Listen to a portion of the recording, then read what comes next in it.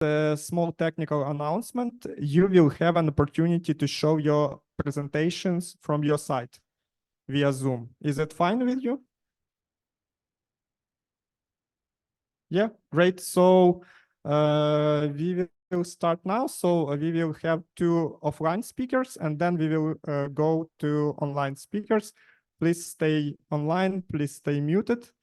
And with this, I end our technical briefing and give the floor to the moderator of our event, Victoria Yershova. Thank you.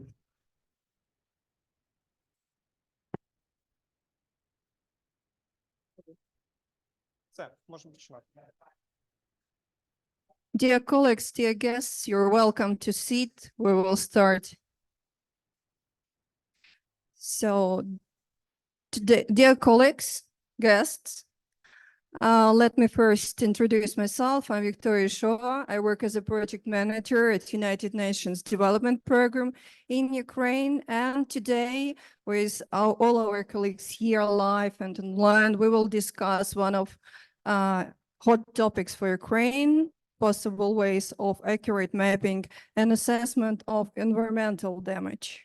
So as of today, environmental damage calculated by Ukrainian authorities is estimated at a staggering about $60 billion.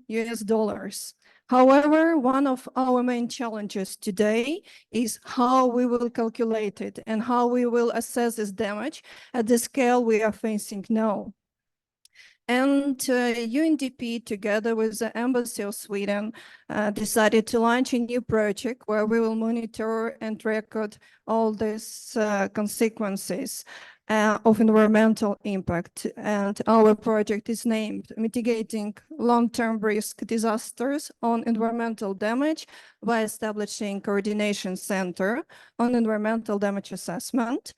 And this project will last for next 3 years, and it will help Ukrainian government authorities of wide range expert support, measuring equipment, awareness raising. We will connect NGO and state authorities and international experts to understand how we can overcome this damage and have faster recovery.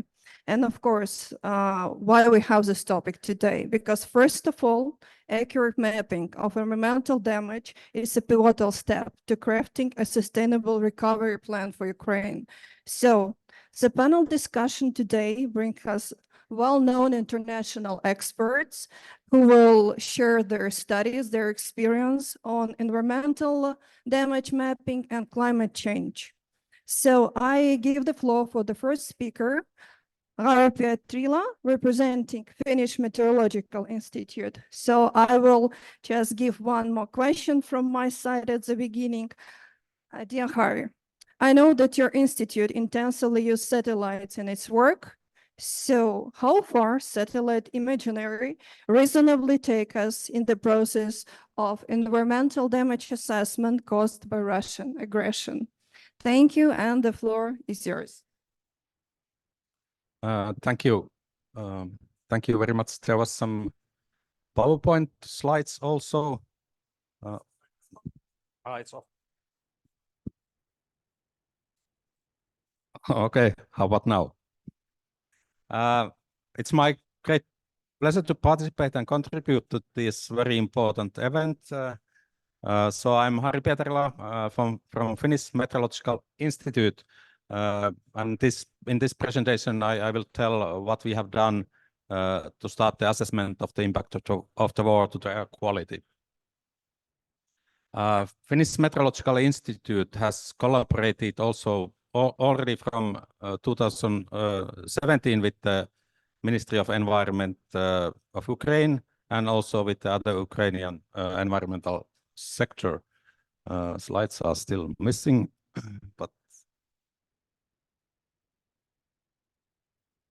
okay, there was a first slide in my presentation. There is a picture taken in Helsinki with our dear Ukrainian colleagues. They visited some 1 week ago in Helsinki, and we participate in Ukrainian forum organized in Helsinki together with the Nordic countries. And within this event, we also gave a presentation on the same topic, the impact of war on the air quality.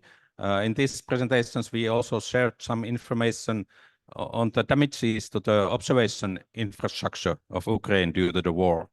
This is partly related to your question.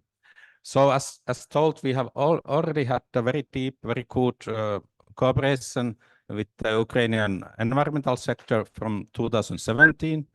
That was in connection to the Ukrainian EU association agreement. So we supported the Ukraine to modernize the legislation on air quality according to the EU directives. And there was a good results. First piece of EU legislation is there already existing. And Ukraine also already started the implementation of this new legislation. This picture here is a picture from 2019. I visited the Mariupol. I had the pleasure to visit there. We supported the city of Mariupol and the regional authorities to start modernizing the air quality monitoring system in Mariupol. And the stations were there already installed and delivering the very important information to the citizens, and also integrated to the European air quality portal in European Environmental Agency. And now this is the answer to your question. So unfortunately, as you all know, basically the whole Mariupol is destroyed due to the war and the Russian aggression. This includes also the air quality monitoring systems that were already in place there. So in this war frontline, you don't have on-site air quality information available or other environmental information available. So that's why it's vitally important to use also, for example, the satellite information for this assessing the impact of war. Of course, the satellites doesn't give the full picture. You would need very much to have also on-site measurements available to be integrated and combined to the satellite information, but we try to do our best nevertheless. We started, okay, that was still the first slide, but we started our first project with the Ukrainian Hydromet Center 2022, just before the war started. And within that project, it's funded by the Ministry for Foreign Affairs of Finland. So we included from the very beginning of the war one more additional activity, and that was the assessing the impact of war on air quality. So this work has been funded by the Ministry for Foreign Affairs of Finland. And now we are planning a next project also to be funded by the Ministry for Foreign Affairs, and that's dedicated to the air quality and air quality management. And we will include there also a component to support the environmental impact assessment of the war, so that we have more resources, and we are aiming also to deliver some monitoring systems so that we can also support satellite assessment and have a more accurate information on the situation. Next slide. So this presentation is based on the quite recent scientific publication. It was published 1 month ago in Nature Science paper, quite well-known scientific paper on our work on assessing the impact of war on the air pollution. In this presentation, I'm not including all of the information that we have available. We have collected satellite data on all possible pollutants since the war has started, and we are continuing collecting and assessing this information. This presentation is mainly only for the NO2 pollution and fire detection by the satellite information. We have also made specific situation assessment on other pollutants and looking more closely to some specific war activities in different places, but I don't have those information in this presentation. This paper has been prepared together with the University of Lviv experts. Next. So, as told, our assessment is based on the satellite information, so-called TROPOMI instrument. And in this study, we have connected the satellite-based air quality information to the socioeconomic data of the Ukraine. So we are looking for how the socioeconomic changes due to the war, what kind of impact they have to the air pollution and vice versa. There is a list of the pollutants, but I'm now talking only about the NO2. Next one. Here is like overall picture on the NO2 concentrations before the war, couple of years, and then the time period after the war has started. So basically, you can see, basically you could see that there is a positive impact, but we have to remember that due to the war, there has a huge impact on the socioeconomic sector. So basically, if you think about the Kyiv, when the war started, most of the people were not, they were leaving the Kyiv, and all of the traffic was stopped in the city. We have to remember that the NO2 pollution, it's contributed mainly by the traffic emissions, energy production emissions, and industrial emissions. And all of those three sectors, the war has had a huge impact. Next one. This is like a comparison, the situation before the war and after the war. So if there is a red color, then the NO2 concentrations have been increased. If there is like a bluish color, so that the concentrations have been decreasing. So you can clearly see that in the big cities, due to the traffic, there is no any more traffic due to the war, so the NO2 concentrations have been decreased. But there is also, for example, in the eastern part of the Ukraine, there is some increase of the pollutions. Next one. Here you can see the city of Kyiv.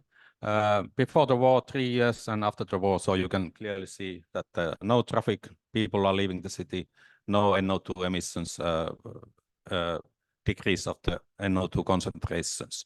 In the city of Kyiv, have installed the air quality monitoring system to the Kyiv even during the wartime. This is a very incredible result.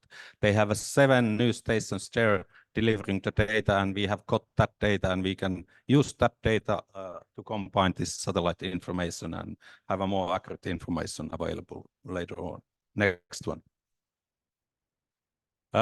Here is from the eastern part of the Ukraine. Of course, you all know much more better than me that it used to be the industrial part of the Ukraine.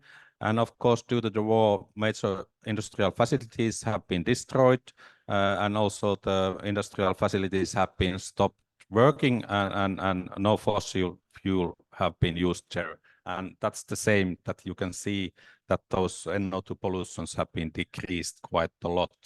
Next one. Here is the points that you have a big electricity power plants and facilitation. That's the same. Russians have destroyed main part of the big power plants, and of course no emissions are anymore released on those power plants, and you can see the huge decrease of the NO2 emissions, of course, also from these pictures. Next one. Here is the specific example on the Mariupol. Of course, basically the whole city was destroyed, and people are not anymore living, no traffic, no emissions, industry totally destroyed, and you can see the result. Next one. So in some specific city, the NO2 concentrations have been decreased even close to 50%. So, but we have to remember the reason for this decreasing. So it's not a positive issue, but it's a negative issue. Next. Here's some pictures on the fire patterns. Here is the left-hand side. You can see the like a normal situation. Of course, every year here in Finland, my home country, and also in Ukraine, there is fires, forest fires, natural fires, basically distributed all over the country during the summertime. Years are different to the climatic situation in different years, but the war year 2020, it's totally different, of course. The war activities, the missiles, they are inducing a lot of fires. Of course, the missile itself has a heat potential, but there is a lot of war activity induced forest fires, and also you know that you can see from the wall that also the agricultural land has been burned, and that can be seen very clearly in this picture. that in the war front line there has been a lot of fires. We have also investigated how this war fires are polluting. They have a great impact to the particulate pollution, and they have also big impact to the CO2 emissions, for example. So this is our next topic when we are continuing our research, so that we are also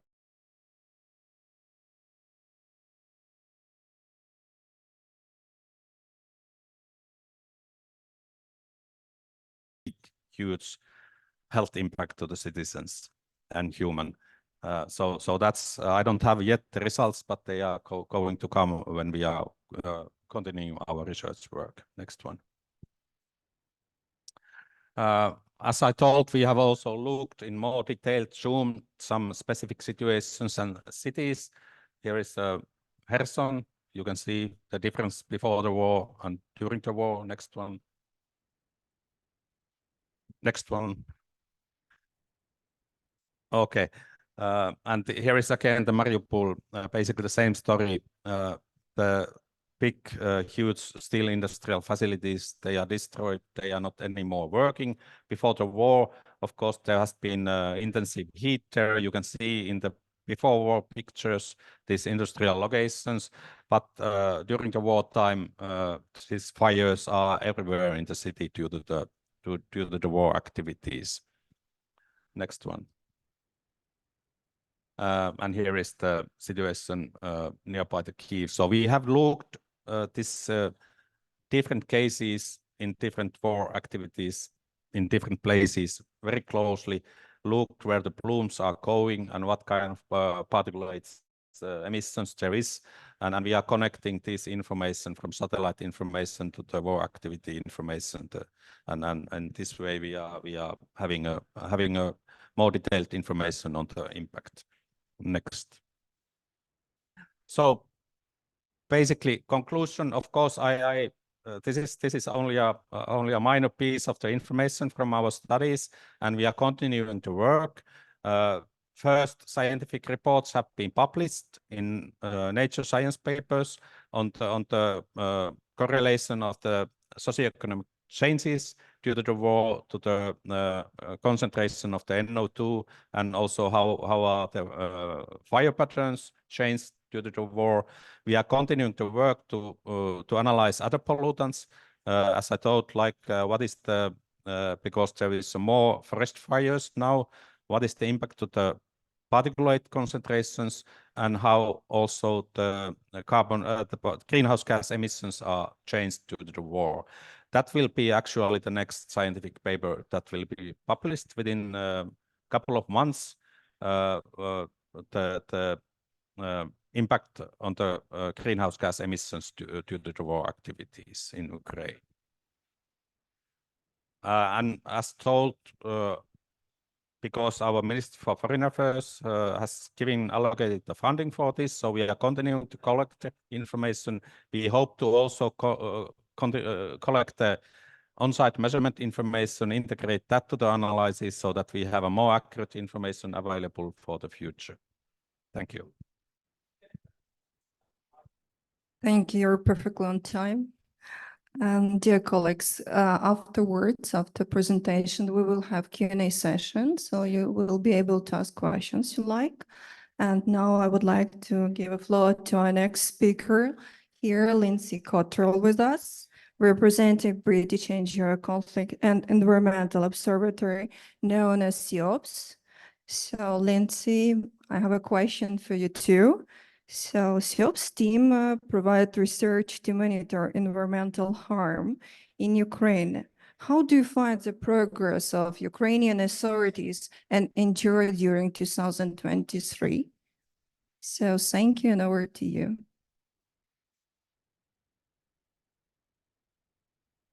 Thank you, Victoria.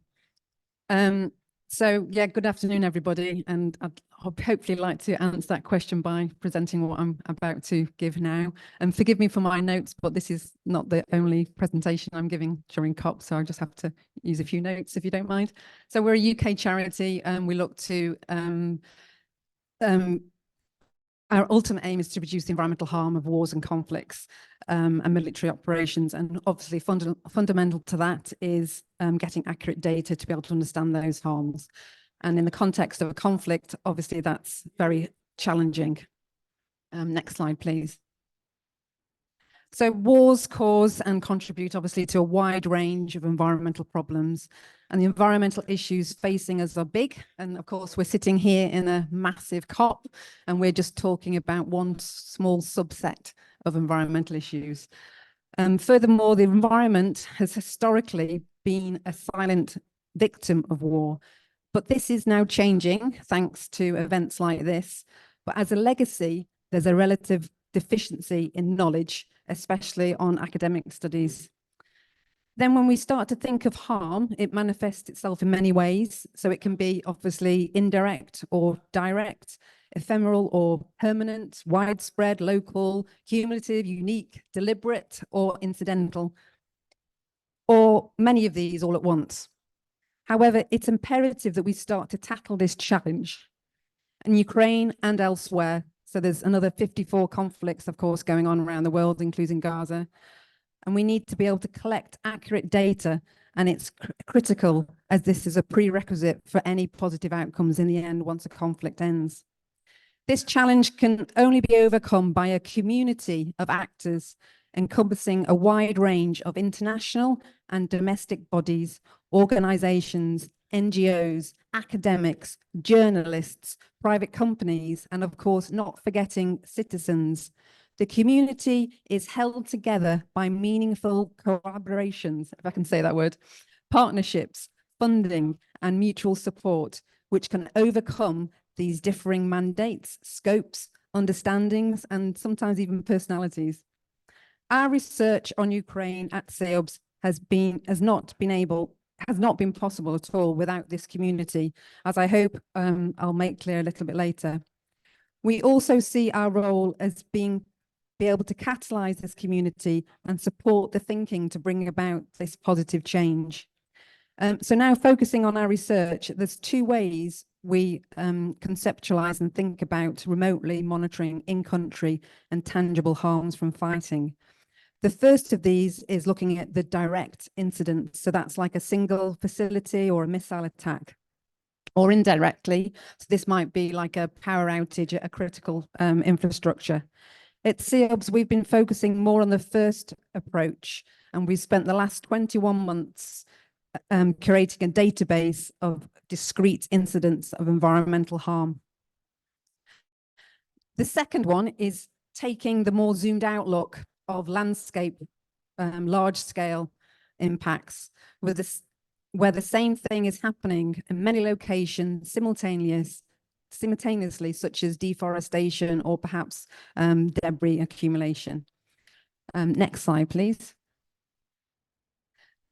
So I want to draw your attention to this data hierarchy. You see that at the top left. It's essential, the step-by-step order to obtain an accurate environmental assessment of an incident or site, and ultimately a positive intervention in the end. Unfortunately, we have to be realistic, and this is not, there's not really the resource for full assessments, which cannot happen at all the hundreds of sites with environmental harm. So differentiation and ranking of severity is required, and this is one place where remotely collected databases come in value. First of all, we must point to the excellent EcoDosa database run by Zoe Environment Network, which, like ours, has been supported by UNEP, OSCE, and UNEP. So EcoDosa captures the breadth of incidents, and on these they do a zero-level assessment to undertake, which is undertaken to identify the most at-risk sites.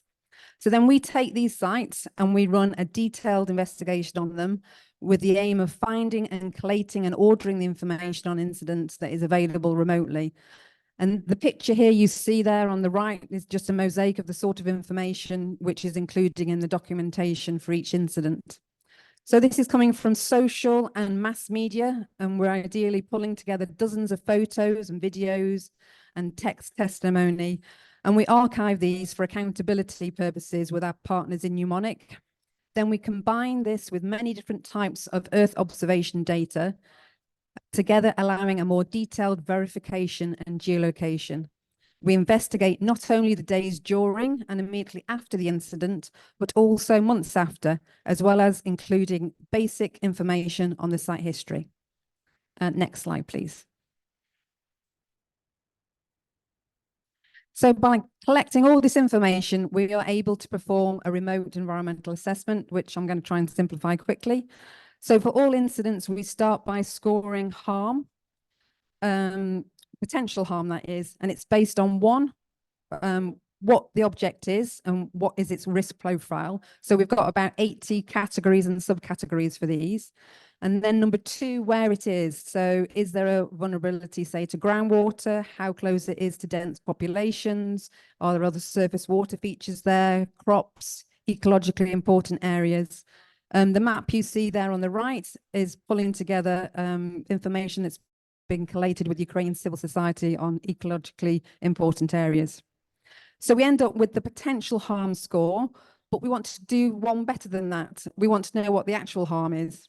And this is where we have developed a more detailed qualitative scoring system where we look at like 30 questions designed based on the type of information that is available, again, remotely, and generic enough to assess the different environmental considerations, be they from pollution or loss of ecosystem or environmental services. Next slide, please.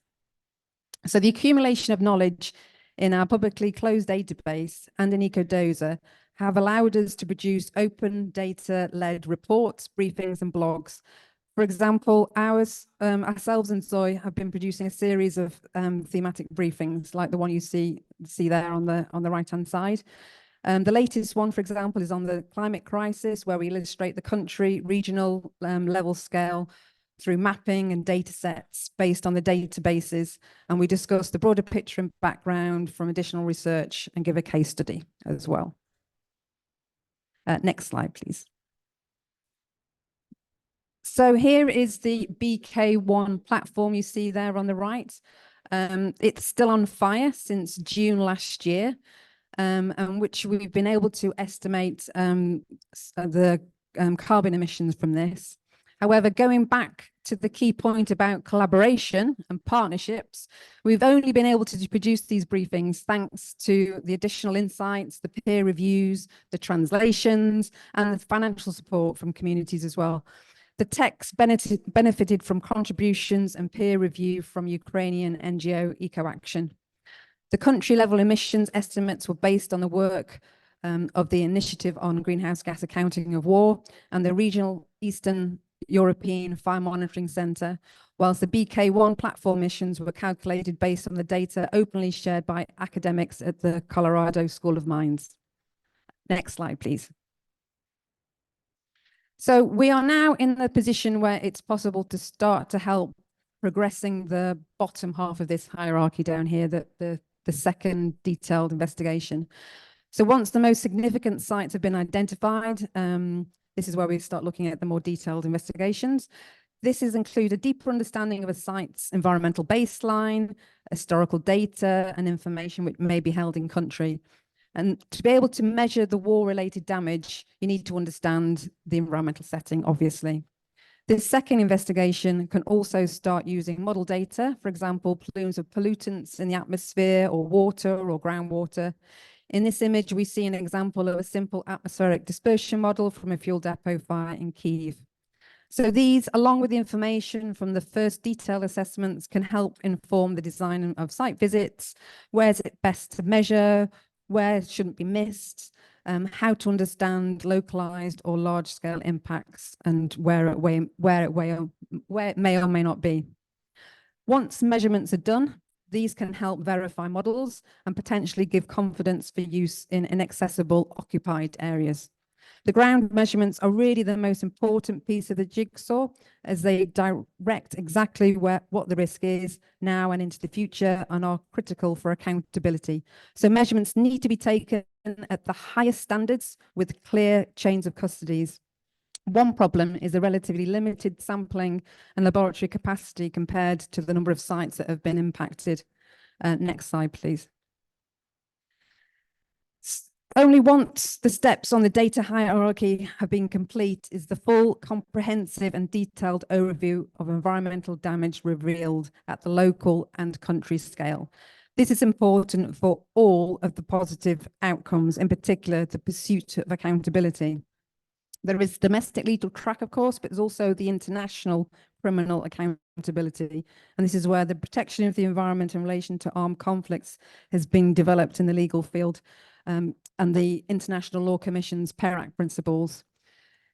And here we need accurate environmental data produced and supported by the community of actors I've been talking about, and they're key for the future accountability and reparation trials.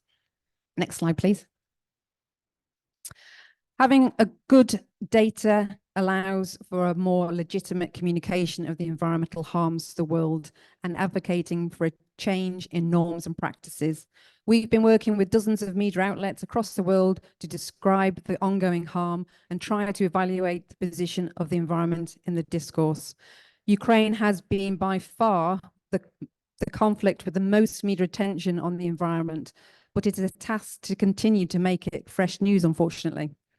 Having good data also allows for advocacy at a high level. For example, at the upcoming UN Environment Assembly, Ukraine tabled a resolution calling on the international community to support an increase in the conflict monitoring and assessment within UNEP, inclusion of conflicts in multilateral environmental agreements, and implementation of the PAIR Act principles I just mentioned earlier. Next slide, please. So finally, other than the discrete incidents, just a quick mention on how we are also engaged in the second way of monitoring. We're collating and synthesizing and using products from the emerging landscape data sets, which are being produced by academics. Excuse me. For example, we've been working closely with Corrie Scarra and Jamon van der Hoek on their countrywide map of damage based on satellite radar data, and integrating in this into valuable products, into assessments on solid waste and on climate change. We've also been working with the mine action sector to environmentally mainstream their activities, but also more lately, and in Ukraine, with Norwegian People's Aid, we're looking to leverage how they can use their unique position as early responders to collect environmental data for environmental assessments. To help collect the academic community as well on the environmental dimensions of war, including Ukraine, we're shortly to launch an academic network, which will be hosted on the CEOB's websites. And this has the aim to catalyze and strengthen the growth of monitoring environmental change in conflict settings as a new discipline.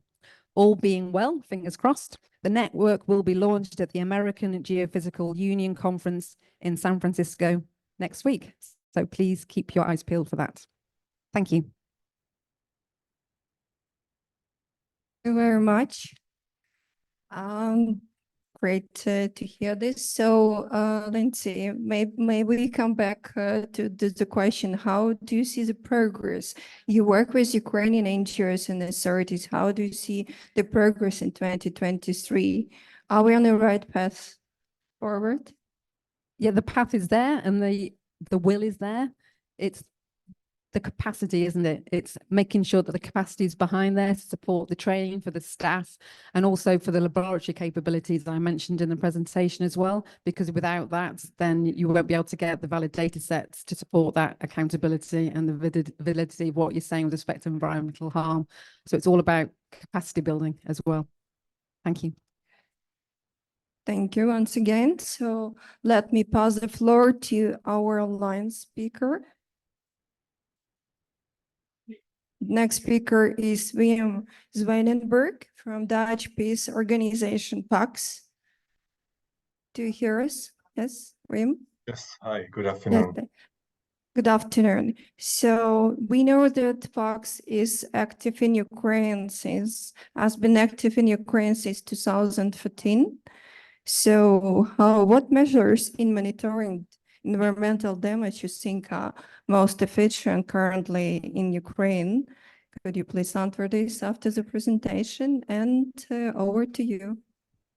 Yes, thank you. And thank you very much for having us at this really important gathering today to talk about the environmental dimensions of the war in Ukraine. And what I will do today is to go through the work PAX have been doing on particular environmental damages and where this is coming from, what the opportunities are for collaboration and for making a change on documenting these impacts, both for environmental recovery in Ukraine, but also on the wider scale of dealing with the environmental impacts of armed conflict.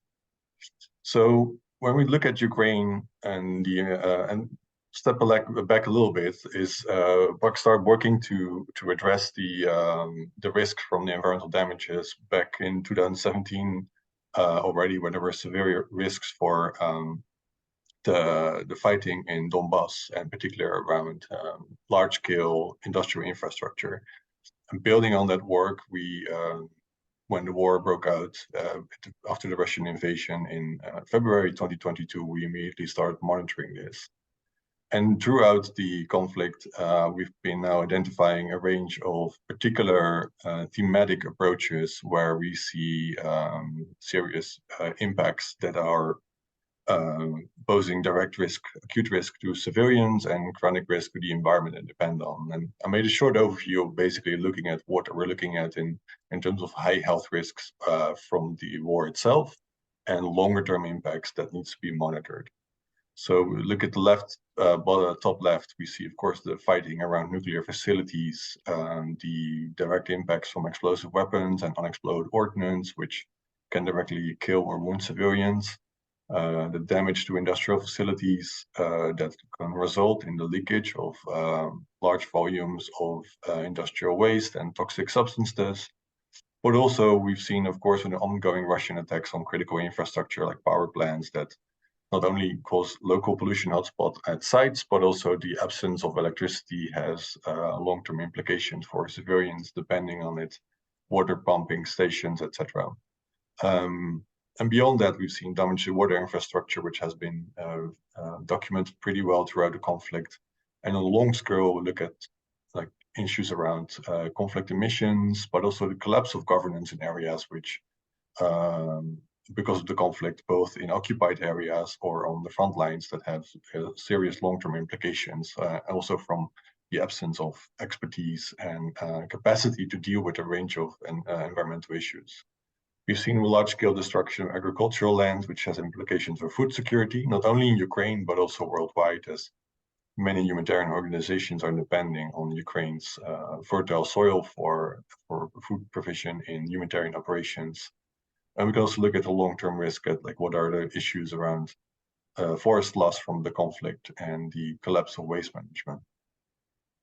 But step back a little bit, like how do we do this kind of work? And this is PAX as a peace organization. We've been working in 15 different conflict areas, particularly in the Middle East, but also in Central Africa and in Latin America.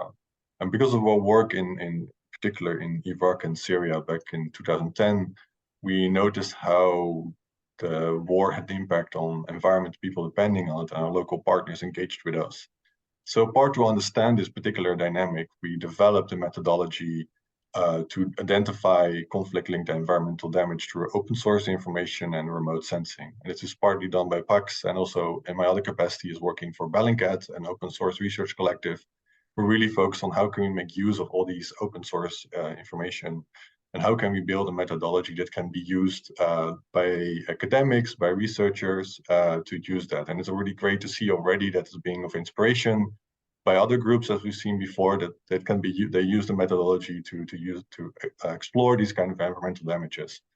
So here's just a quick overview of how this landscape looks like and how we can use that, because in war zones it's very difficult to get access to information, and in particular because it's all for security risk. And I think the availability of cell phones, of smartphones, of social media is really helping us to get all this information from the ground, identify locations, geolocate certain targeted facilities, and then building an overview of all these particular damages and what the impacts are for the environment. And on top of that, we also made use of remote sensing and Earth observation. And because more Earth observation data becoming more publicly available, but by the work of NASA, the European Space Agency, but also commercial satellite providers are putting more information online, we can combine these different kind of informations and map the different kind of layers of impact of war on the environment. And we heard from previous speakers already how they have been doing that, and there are more opportunities to learn from that and to take a more deep dive in longer term changes into the environment. And we have been doing this now also in since 2015 in Syria, in Iraq, in South Sudan, Libya, and you can see the advantage of doing a long-term spatial temporal analysis of, for example, what we're doing in Syria on conflict, on deforestation, on oil spills, on the change of vegetation due to conflict, land use change, etc. And I think this is a very important tool to both visualize what's happening in conflicts, but also to engage with policymakers and with humanitarian organizations to provide this information from them on the ground. Now, here's one example how we've used this in Ukraine, where we looked at several power plants and energy facilities which have been hit. So you can see here we use information from NASA satellite imagery to look at particular power plants. You've seen local oil spills from on the ground from heavy fuel oil. We've combined it with existing data sets from the hazard identification tool, which is the Flash environmental identification tool, which was developed for humanitarian organizations, where we can now apply this to conflicts. So we know, for example, if there is hazardous facilities, what kind of substances are stored there, what the acute impact is on human health, and what the long-term impact could be on the environment. So using those kind of tools, combining this with remote sensing data, with identification of specific sites, and this is now being applied, for example, by our partners at REACH, which are building a really good data set on all the hazardous facilities being damaged in Ukraine. And it can also, we're also using this in other conflict areas that we work in, and provides a good overview of where you can set priorities in terms of risk areas that need intervention for rapid cleanup remediation, or when it can be put on the back burner if there's limited visual damage or expected impact. So it can be dealt with later when there's more information available, or when other priority sites are being addressed. And here's a quick overview that we use for our current work on identifying this kind of risk. So here, for example, we see hazardous facilities which was hit in Chernihiv from an unknown location which was bombed, but just to visualize how these impacts could be, we use visualization tools like these to identify and to communicate particular what these risks are, and also for in our policy work and in communication media to quickly outline what these kind of risks are and why this is important to include in conflict analysis, in conflict response, and in post-conflict remediation programs. Another area we're currently working on is to look at the use of explosive weapons in populated areas and the environmental reverberating effects of that. So again, remote sensing data is really helpful here to identify the damages from rubble, the size and quantifying the risk from the destroyed urban areas, look at particular impacts from hazardous facilities in those areas, but also wider scale impact of dealing with debris, a risk for first responders, and sort of combining that to inform the wider risk from explosive weapons in populated areas for the environment, but also include this in policy discussions, why the international community should look into the wider reverberating effects in terms of addressing this in military operations, and also communicating this for policymakers in response to dealing with conflict rubble, debris, and the environmental impacts. And particularly in Ukraine, we're looking at the lens to 6 cities, and we hope to publish this study in December or early January. So keep an eye out for that one.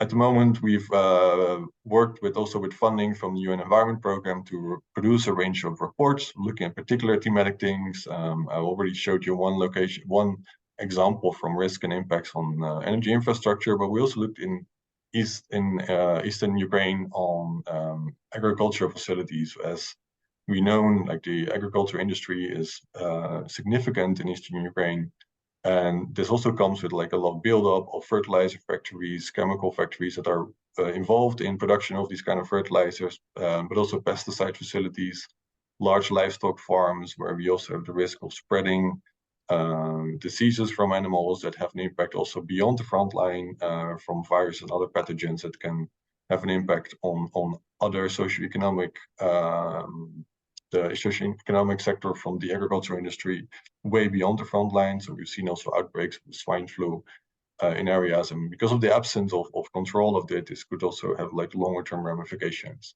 So both acute and long-term health risk from damage to the agricultural industry are severe, and that's why we've taken this risk to work to map these kind of risks. So again, I think this what the Ukraine conflict and the Russian invasion of Ukraine and this resulting damages learned from us is like how to combine this kind of data. What can we learn from this in terms of data collection, data sharing? We've already worked together with REACH, with the EcoAction on combining our databases, to also work with the Ukrainian government on particular site risks from areas that we've been investigating. But also, how do we engage with industry? We've seen also an interest from, in particular, the remote sensing industry in providing information, but also what kind of vacuums do they leave, where is ground information needed, and how can this all work, come together in a sort of coordinated way to share information, but also to build these kind of risks. So in that sense, we're really curious to see what kind of wider methodology can be developed from this. And also we really appreciate the work that's done by UNDP and by the government of Sweden in supporting this, and it can be sort of helping developing a blueprint from the wider conflict analysis and the environmental impacts of that for other areas affected by war. So I think in particular in Ukraine, what we learned from here, what we've seen in research institutes like the speakers we've seen from Finland, but also environmental expertise from Ukraine itself, from government officials, institutions, academics, and humanitarian organizations are really keen, are really helpful to build a sort of general overview by sharing this kind of data. But also, yeah, I think it strengthens the discourse that we're currently working on aspects on building environmental accountability linked to military actions in several of the forums that we've been active in, particularly in the UN Security Council and UN General Assembly, where we try to use our research-based advocacy to engage with states to build on building accountability and building a discourse on environment, peace, and security. Because of the time, I'll leave it at this. If you want more information on our work or research, please reach out. You have my email address in this particular slide, and yeah, looking forward to further discussions on this. And as a last reminder for the question, could you repeat the question that you were asking in the beginning so I can try to answer that one? Thank you.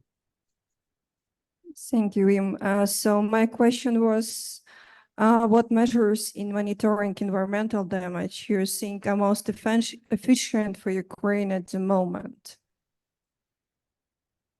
In terms of measures, I think the quantification and identification of potential hotspots, I think, is very important measures. And we've seen also really a deep dive into building a kind of model, like the area-based risk assessment by REACH and hazardous facilities monitoring has been a great tool to really take a deep dive in building toxicological profiles. And I think the long-term spatial temporal analysis of land change from the conflict, in particular, both urban areas, but also country-affected areas. I think Planet has been doing some great work in looking at agricultural change, and the same is done by the Conflict Observatory in the US, who took a really long-term look at agricultural damages. So I think those kind of measures are really helpful in getting a good overview of where the real risks are. But now the question is, like, how do we follow up on this? Is there funding available to address these kind of damages? Cleanup, remediation, I think that would be the next step, and where governments need to step in to support Ukraine with addressing this in the field. Thank you very much once again. So let's move on to our next speakers. We have a joint presentation of Danuta Pawlowska from Polish media outlet Gazeta Wyborcza and Stanislav Szum from Ukrainian agency Top Lead. They prepared research, and with the help of UNDP and Swedish project, we updated it. We have a printed version here in Pavilion if you're interested, and I give the floor to colleagues. Thank you for joining us. Please, over to you. Hi, thank you very much. Good afternoon for everybody. Thank you very much for this opportunity to present facts and data we published in our research. Here with me, my colleagues from Polish leading media outlet Gazeta Wyborcza, Katarzyna and Danuta. Allow me to start, and the colleague will follow. Probably first I want to explain why we create this research. The first purpose was to explain that war and poses threats not only to the country where the fighting is taking place, but also to the other countries and lands. And in today's world, all countries are interconnected, including through common ecosystem, and war on the territory of one country has a negative impact on air quality, water, and land environment in other countries. So this was a first purpose. And then, of course, we want to help rebuild Ukraine with this research to document impact of war on ecology and demonstrate this huge scale of the disaster that has befallen the Ukrainian environment. And we want to present this research to the people who make decisions about helping Ukraine or influence these decisions, like members of parliaments around the world, Congress members, journalists, and members of non-profit organizations. And as talking about this research, I want to thank our colleagues from Gazeta Wyborcza that provide us with some unique data and data visualizations. So, and I also want to thank our partners who help us to create this research Ukrainian companies Nibulon, DTEC, Adama Ukraine, and our analytical partners, the Ministry of Environmental Protection of Ukraine. And I think I pass to my colleagues from Gazeta Wyborcza, please. Good afternoon. Before I pass the microphone to Danuta Pawlowska, I will start presenting my team and our newspaper. My name is Dominik Ulig, and we are Big Data PL, data journalism department at Gazeta Wyborcza, which is one of the biggest daily newspapers in Poland. And I'm very proud to present the work of my team and my team. Alicja Gadomska, she is unfortunately sick, but we have here Katarzyna Korzeniowska and Danuta Pawlowska, and then created a complex report on environmental disaster of Ukraine caused by Russian aggression with multiple maps and great infographics. And our newspaper, as well as most people in Poland, strongly support Ukrainians in their fight for freedom. And on the other side, one of the most important topics for Gazeta Wyborcza is to inform people on climate change and care for environment. So that's why when the Top Lead agency invited us to join the project, we immediately agreed. And it serves our mission, but it's also a very interesting topic for our readers. In our first story, we have shown how most precious areas have been affected by the war. We tried to predict how the war in Ukraine will affect climate change and show the emissions of both war and fires, and the rebuilding process of what has been destroyed. We had a separate story on death of dolphins in the Black Sea. Then we wrote how Russians invasion changed flights over Europe. And in the next part, we showed deadly garbage like mines, which will remain in Ukrainian soil and water for decades. And on the last parts of our report, we showed the destroyed New Kakhovka Dam, showing that Russians treat water like a weapon. 20,000 people have read our articles, spending about 400 hours reading it. We also printed the report in our paper edition.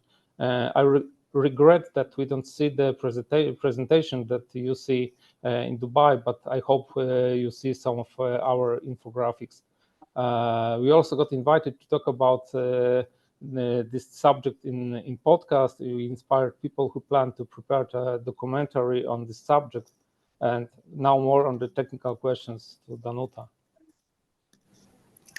Hello, welcome from Warsaw. My name is Danuta Pawlowska, I'm data journalist. So the question was why we decided to join this report. First of all, because we are journalists.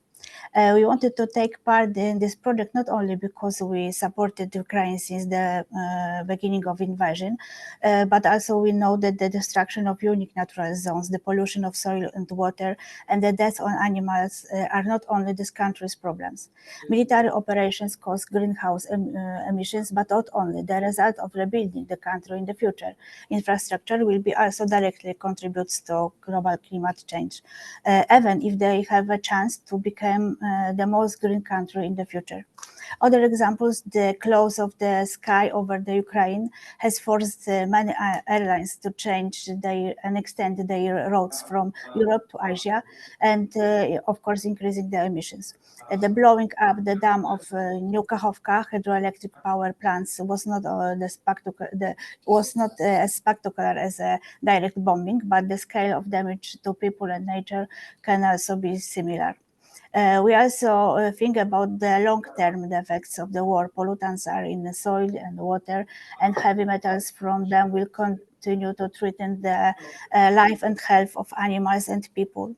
Publish those topics and supporting the idea of investigating environmental contamination and the mining areas in Ukraine is essential for us, and this is necessary for its inhabitants to return to normality, including agricultural production. Remember that many regions of the world depend on this production in our global village.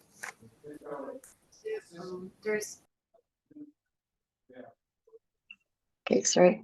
So there's another reason why we joined the project. Since the very beginning of 2022, we have been constantly monitoring the course of events in the East. We've been drawing maps and reporting events from the front. And at some point, the geography of Ukraine actually became much more familiar than our own.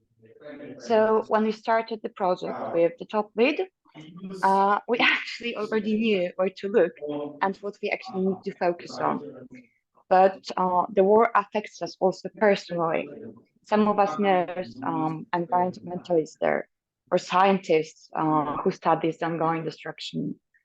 And our department itself includes people with education in this matter. And we are concerned as human beings, journalists, neighbors, and friends. We understand the scale of crimes, including those against nature, and we have extensive experience in processing spatial data and creating visualizations in general. So we managed to obtain data about land coverage, fire emissions due to fire, and also locations of protected areas in Ukraine. It also quickly turned out that we have met with great kindness and help from people collecting the data.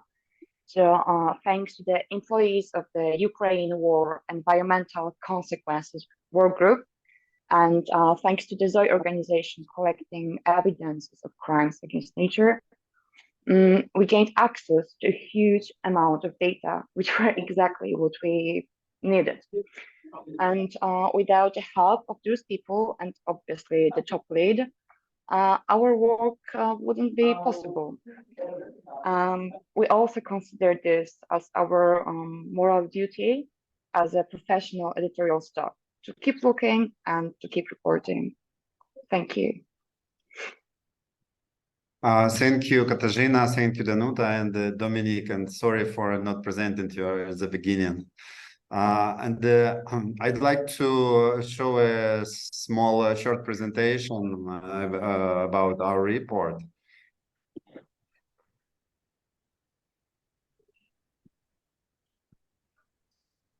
Just a moment. Yeah.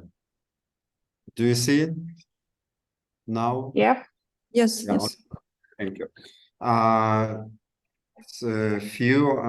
Few words about impact, media impact of this report. As a colleague from Gazeta Wyborcza already said, that was a lot of viewers and a lot of time spent on articles on the Gazeta Wyborcza website. But also we achieved of more than 1,000 downloads of their PDF document with the report, and different promotional content gathered more than 4 million views in different channels.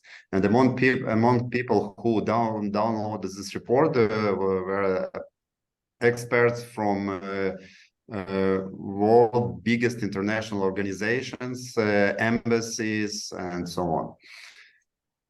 Okay, and talking about most important slides from our research, I want to highlight that war led to catastrophic consequences for the environment in Ukraine and in the world.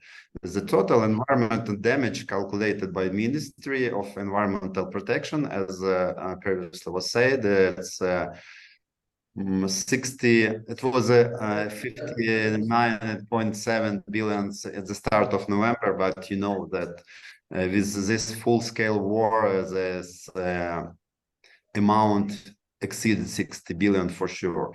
And then this figure can be compared with the GDP of a small European country. And okay. The war was destructive for the world food security because food security depends on Ukrainian grains, oils, and other different products. Right now, Ukraine feeds 400 million people in the world, and broken logistic chains, mined lands, they have a huge impact on the world food security. They will have huge impact in the future. And as to Ukrainian lands, you know, the 30% of Ukraine's territory needs demining. The mined territory of Ukraine is twice the size of the United Arab Emirates, and also it is 4 times larger than Switzerland. And talking about the humanity cost of the war in Ukraine, it's just shows a little number. 18 Ukrainian civilians will be killed by mines during the time COP taking place. You know, it's happening every day, and it will take up to more than 70 years. 700 years to completely demine Ukraine at the current demining rate. And in this study, we also present cases from our partners as the Nibelon agriculture holdings that needs to demine their own fields, and currently in the process of demining fields. equal this fields equal to the area of the 3 Paris city. And also you can find information about fires, about pollution, and one fact I want to present that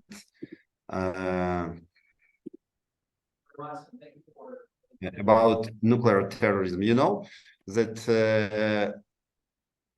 just a minute. Yeah. In this infographic, we will show the number of times Russians put threat to Ukrainian nuclear power plants. And most important is the Zaporizhzhia nuclear power plant, which is occupied by Russia, and it has already been subjected to Russian attacks 7 times. And also it has been disconnected from the grid 9 times. They turn the nuclear power plant on and off. It's very night light in the bedroom. You know, it's a huge act of terrorism the world have to know about. And I think that you can find a lot of important and terrifying information in this report. And I want to thank everybody who helped us to create this report, and also thank you for this opportunity. And as I'm sure you can get a link to this report or a hard copy if you are in the COP. So thank you very much. Thank you very much. Sorry, can you go back for a second to our 2 slides, because they were not shown up, and Yeah. I would love people to see those, because there's just 2 of those, so maybe it's worth to show just for the end. Okay. I saw it at the very beginning of the slide. Slide 5. Oh yeah, there you go. Like a bit lower. A bit. Oh, there you go. The 5th one. Yep. So that's basically what we did. There's paper issue, animated maps, attacks in infrastructures, emission, like we said already. And the other one is actually the explanation why we did it. That's what I said about drawing and reporting from actually even before day 1, what is happening there in Ukraine. So yeah. Yeah, it's a very good looking infographic and very convincing. Yeah, we've made like thousands of those maps. And that's why we also understand why is it so important to show the destruction, the ongoing destruction of the environment. So yeah, thank you very much. Thank you very much, colleagues. Thank you. And we also think that radiation is one of important topics, and we have also invited representative of Ukrainian NGO Save Dnipro. Anastasia Skok is here with us at the pavilion, and she will talk about their monitoring of radiation together with international partners. Over to you, Anastasia. Thank you. Yeah, thank you very much for time. I'd like to be more shorter than I expect, but I also bring with me my notes, so if you don't mind, I will read a lot, because we have a lot of information to share with you, and for the topics that impact of military actions in Ukraine and the Russian occupation of the Zaporizhzhia nuclear power plant and the nuclear security of the whole European region. I'm environmental director from Save Dnipro. It's Ukrainian environmental organization which works against the manufacturers' pollution, stand for open access to environmental data, and also working with nuclear safety and radiation monitoring.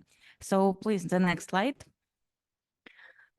First of all, we'd like to share with you what's happened in Ukraine more more detailed than our previous colleagues about the even of nuclear safety. On the first day of the full-scale invasion, Russians forced seized the Chernobyl nuclear power plant and the exclusion zone 2, areas that had remained closed for decades because of their dangers. On the night of February 24, on our safe EchoBot, was recorded as 30-fold radiation increase directly on the station's territory in Chernobyl and around it. As early as soon of night in March, from 3rd March to 4th March in 2022, the Russian military began shelling the nuclear power plant with tanks, hitting the power plant until, as a result, a fire started on the station. And since March 4th, from 2022, Zaporizhzhia nuclear power plant are occupied by Russia, has been occupied by Russians. After the Chernobyl disaster, where Soviet authorities withheld information about radiation leaks, is a tale that's happening now. If a similar scenario occurred today during wartime, could the public trust only for government to provide accurate radiation information? As a concrete example of our safe EchoBot's benefits is a response to Russian disinformation in mid-May 2023. Propaganda falsely claimed increased radiation level in Khmelnytsky due to a missile strike on a weapon depot allegedly stolen from the Russians. Also, this was easily proven untrue and panic was spread. Over more than 230,000 users assessed for our safe EchoBot within 10 days to confirm the stable level of radiation in Khmelnytsky nuclear power plant. So we are fighting against Russians' propaganda too. The next slide, please. Radiation sensors cannot stop radiation, but they can provide real information that can serve lives in the event of intentional nuclear disasters that can possibly be. Enter your colleagues, made a forecast of the probable spread of the radiation cloud as a result of potential terrorist attacks by Russian troops on the territory of the Zaporizhzhia nuclear power plant. The parts of southern Ukraine, the countries of Black Sea, and the environmental of Central Europe could be affected by the radiation cloud. The next slide. Our NGO Save Dnipro, through the constant work in monitoring the radiation background in Ukraine, cooperating with Ukrainian and international organizations in the field of radiation safety and exchange radio data, have been collecting the most significant amount of radiation data in Ukraine since the beginning of full-scale invasion and publishing it on our radiation map, safeechobot.com. SafeEchobot is the largest aggregator of environmental data in Ukraine. With the beginning of full-scale invasion, our team directed its efforts to the development of radiation system, which includes a map of the radiation background, information pages of the radiation status in polluted and independent public radiation monitoring network, international cooperation to strengthen the system and promote Ukrainian narratives among representatives of international community. I want to say that radiation data is automatically collected from a variety of sources, including government monitoring system, community stations, and also commercial devices. Thanks to active cooperation with international partners during the 2022 and 2023, it was possible to install more than 50 geostationary monitoring stations in such important locations like in 100-kilometer zone around the Zaporizhzhia nuclear power plant. Namely opposite the nuclear power plant of the right bank of the Dnipro River in the Chernobyl exclusion zone near overworking nuclear power plants and in communities throughout the territory of Ukraine. The next slide, please. Last year, we partnered with windy.com to publish the most thorough network of radiation monitor stations in Ukraine. Our key partners, Eurodmonitor from Romania, Suro from Czech Republic, Safecast from Japan, support us, and together we built an independent network of sensors. Together with the BFC, Federal Office of Radiation Protection of Germany, we work on analysis of the data and issues related to radiation in Ukraine. The landmark collaboration in 2023 were display of the radiation background map as a separate layer on the well-known deep state map. Of course, also at the beginning of November, we with the Greenpeace International team together made a series of trips of the center and southern regions of Ukraine as a part of the project to expand the radiation sensor network. The next slide, please. So, to my short speech, it is so difficult to count how many times the world was one step away from a disaster. This year highlighted how imperfect the world security system is and how much time and crisis events we are need to face new challenges. Despite daily dangers, threats, blackmail, shelling, the world has not managed to stop the war or at least to create a demilitarization zone around the Zaporizhzhia nuclear power plant. The danger remains as accurate as on first day. The world community should intensify these efforts to the civil society for the whole world should unite, increase the pressure of international organization and confirm the right to be called a power driver of change in the world. For example, working with us, sharing radiation monitoring data, and install much more sensors to provide more safe space in Ukraine and Europe also. Thank you very much. Thank you very much.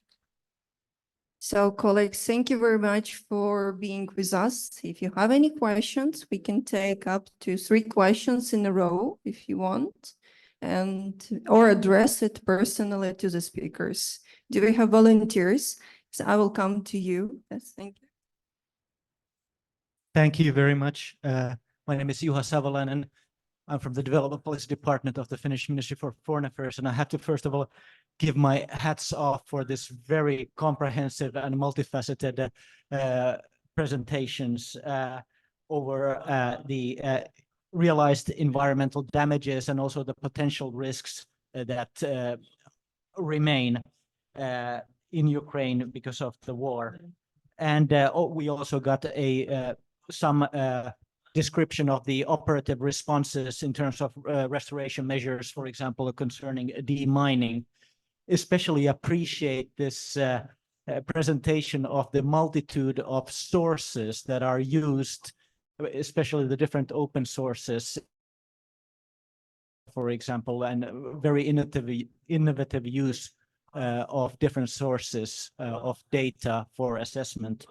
The one question I guess I have is that do you, in light of these presentations and these assessments, do we have a lot of known unknowns, or perhaps some idea of perhaps unknown unknowns in terms of environmental risks that the war has caused? Thank you.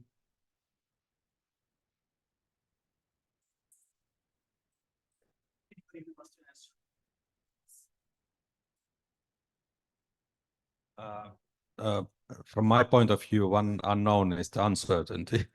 So because there is no ground truth available, because I mentioned that many of the observation systems are destroyed already.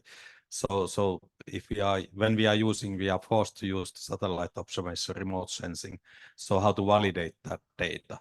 So this is one of the uncertainty. Of course, there is also a lot of methodological uncertainties that has to be tackled. We are aiming to have some of the instrumentations in place so that we can validate the remote sensing data, also hopefully funded by Finnish government. Yes, I will agree with that level, that comment about uncertainty, and also about methodologies, because need to have that consistency of approach when we come to do assessments on environmental collection of data, to make sure it's all of the right quality and got that assurance about its validity. And also thinking about, a number of people have mentioned about greenhouse gas emissions. And we're here sitting at COP, and there's very little known about the effect of conflicts on greenhouse gas emissions, and also because there's no standard methodology to address it. So everyone's doing it in a slightly different way.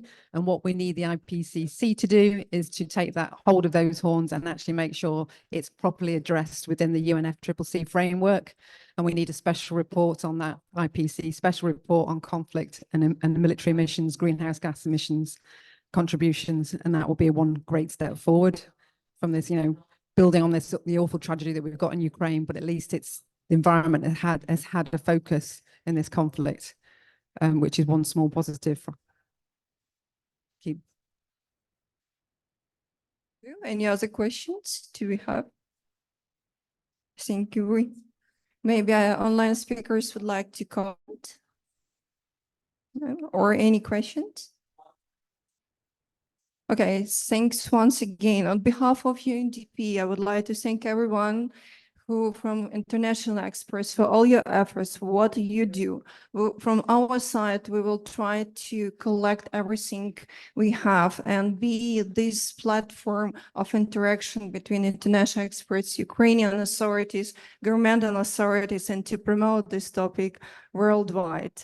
Thank you very much for being with us, and stay tuned for the next session on gender equality from UNDP and Sweden. Thank you very much, colleagues. Thank you very much.